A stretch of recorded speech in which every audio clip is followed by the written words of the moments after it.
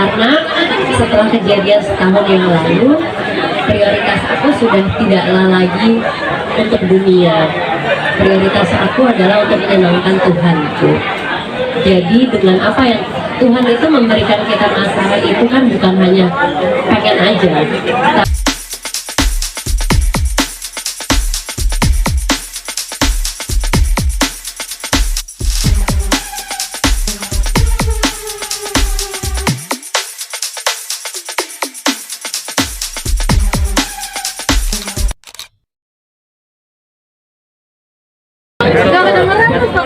mic Gimana gini aja.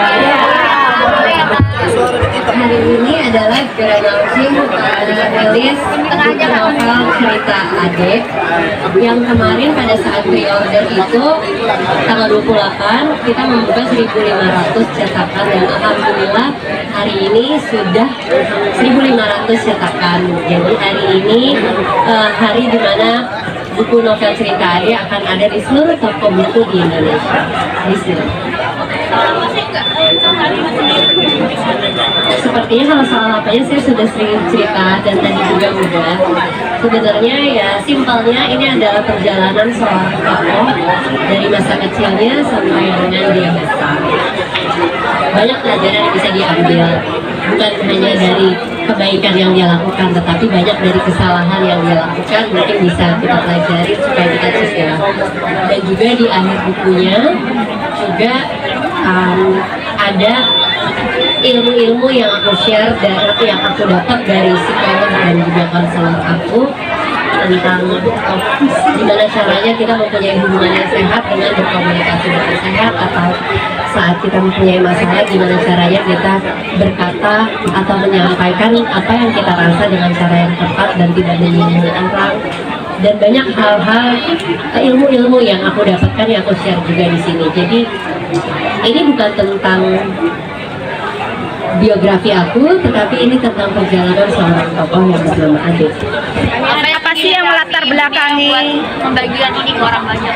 Karena pada saat akhir proses dari rehabilitasi dan juga di akhir tulisan harian aku yang aku buat di tanda rehabilitasi, aku melihat kejadian ini tuh sangat besar buat aku. Hikmahnya sudah aku dapatkan untuk diri aku sendiri. Kenapa tidak kalau misalkan ada kesempatan buat aku bisa bermanfaat juga buat banyak orang. Karena setelah kejadian setahun yang lalu, prioritas aku sudah tidaklah lagi untuk dunia. Prioritas aku adalah untuk menyenangkan Tuhanku. Jadi dengan apa yang Tuhan itu memberikan kita masalah itu kan bukan hanya pengen aja, tapi pasti ada maksud di balik itu. Dan mungkin saja di sini saya diberikan kesempatan oleh Allah untuk bisa bermanfaat juga buat orang banyak, karena kita nggak tahu umur kita sampai kapan. Jadi teruslah berbuat baik, dan apa yang terjadi sama kita, apa yang bisa bermanfaat buat orang lain, bagikanlah. Nggak usah peduli tentang orang yang nanti ntar ngomongin yang tidak baik, karena sampai kapanpun omongan tidak baik itu akan selalu ada. Jangan sampai omongan tidak baik itu menghentikan langkah kita untuk berbuat baik. Kan yang kemarin kan sudah soal ya? Iya. Itu sendiri komen-komen yang diterima seperti apa? Biasanya banyak-banyak curhatan yang masuk. Alhamdulillah sampai sekarang aku sih cuma lihat dari Instastories ya. Tapi alhamdulillah sampai sekarang pada saat membaca yang pertama dan kedua aja melihat mereka mendapatkan ada beda-beda yang mereka kutip, tapi itu sangat membuat aku senang gitu, karena apa yang ditujukan ternyata tercapai, walaupun nantinya mungkin akan banyak juga komentar-komentar yang tidak diinginkan, tapi jangan melihat itu sebagai celaan. Aku akan melihat itu sebagai suatu masukan. Kalau misalkan bisa membuat aku atau hidup aku menjadi lebih baik karena komentar orang-orang itu, kenapa enggak?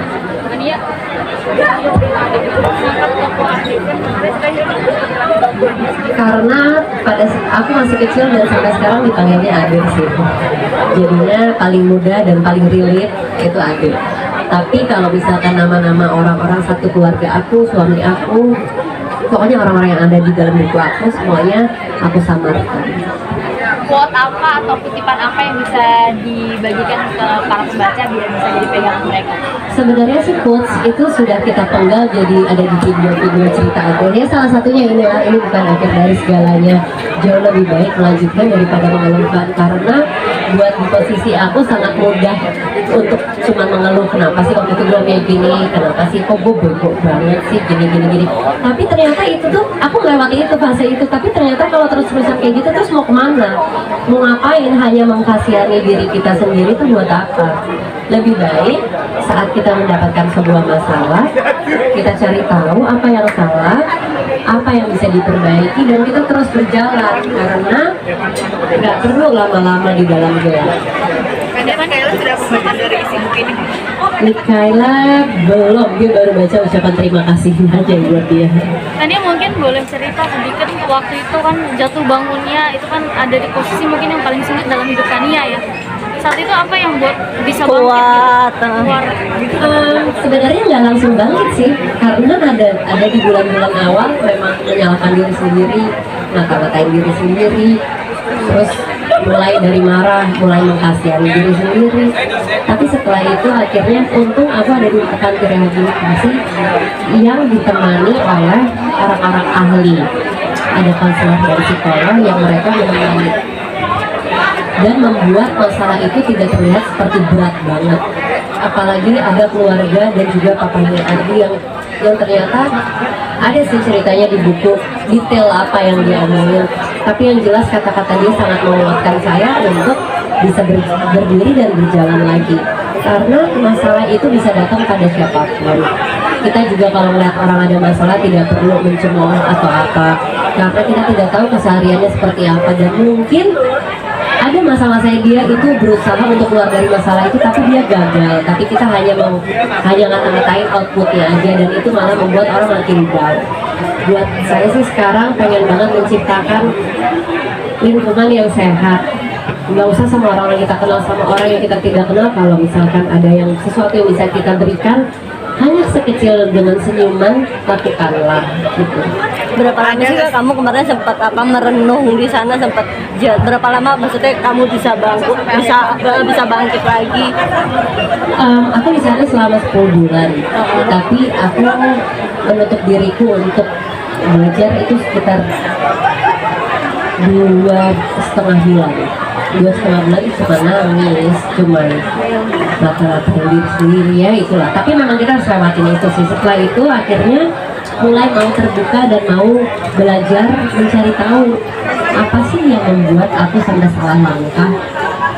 Yang aku pikir tadinya hidup aku oke-oke aja kok, kayaknya nggak ada yang salah, tapi ternyata setelah dikupas satu persatu didampingi oleh ahli, ternyata baru ketahuan banyak hal-hal, banyak kesalahan di dalam hidup aku, banyak cara yang salah untuk aku menghadapi sebuah masalah, banyak emosi-emosi atau perasaan-perasaan yang aku skip, karena biasanya karena yang benar adalah saat punya emosi atau perasaan itu kita kenali, kita terima, mau itu sedih, mau itu senang, bahagia atau marah, nggak apa-apa kita terima. Kalau dulu misalkan aku ada sedih atau marah, selalu aku skip, udah lupa geser aja, mendingan distract aja sama yang lain, sama ngobrol sama teman-teman kayak, atau enggak lagi sedih aduh ngapain sih sedih udahlah kita pikirin aja yang happy nonton TV atau apa, tapi kan masalah sedihnya itu nggak selesai gitu. Dari situ aku belajar untuk lebih kenal sama emosi aku, dan aku nggak mau lagi mendistract atau mengesampingkan apa yang aku rasa. Hampir putus asa Terbelajar tersebut, misalkan ke rumah tangga dan menjadi seorang ibu, bagaimana? Hikmahnya itu sangat banyak. Sekarang aku jalanin hidup itu sangat enteng, karena aku sudah tahu gimana cara menghadapi diri aku saat aku lagi emosi, lagi marah. Aku harus ngapain dulu supaya aku tenang dan kata-kata yang keluar dari mulut aku tetap benar.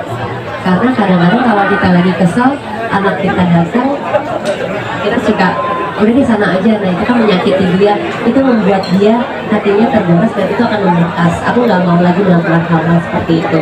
Aku sudah belajar untuk gimana cara menghandle emosi aku, walaupun Aku tidak bilang ke depannya aku akan lulus ya, karena semua masalah, karena kita hidup pasti akan ada masalah terus. Tapi masalah ada untuk kita belajar. Yang jelas masalah kemarin itu untuk mendewasakan aku, pernikahan aku juga mengalami pendewasaan. Kak, terakhir Makasih ya. Kamu nggak belinya di mana kak? Kak,